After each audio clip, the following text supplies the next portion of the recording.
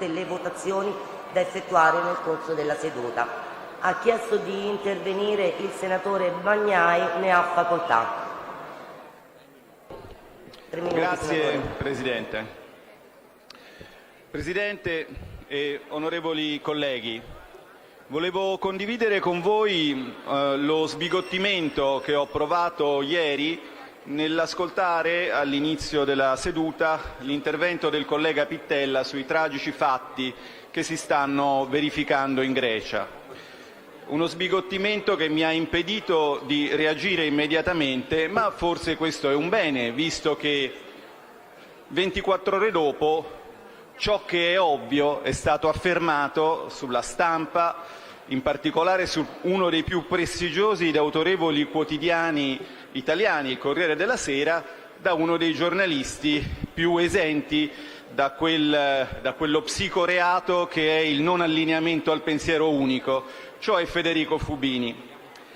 Vedete, quello che è successo in Grecia ha una molteplicità di cause, ma è impossibile non menzionarne una, che è il risultato delle politiche di austerità che hanno smantellato, fra l'altro, anche il sistema della protezione civile di quel Paese.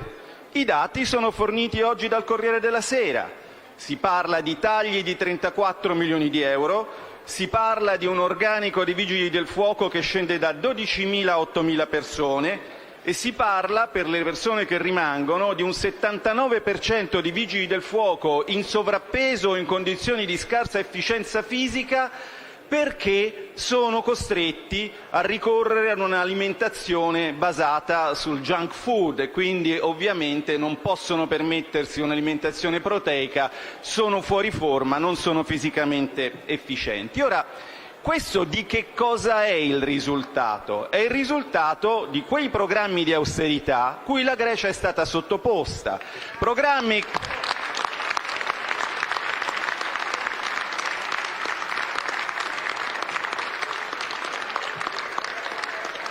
A me fa piacere che adesso il collega Pittella chieda la solidarietà dell'Europa verso la Grecia, ma quando nel 2012 veniva pubblicato dal Fondo Monetario Internazionale e imposto a quel Paese un memorandum che faceva carte false letteralmente, utilizzando un valore del moltiplicatore fiscale totalmente sballato,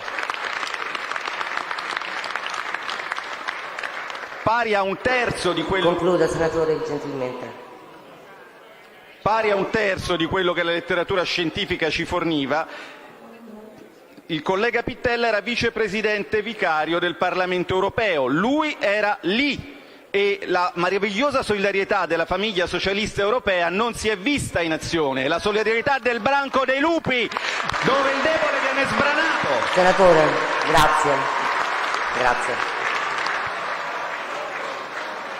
L'ordine del giorno reca discussione e deliberazione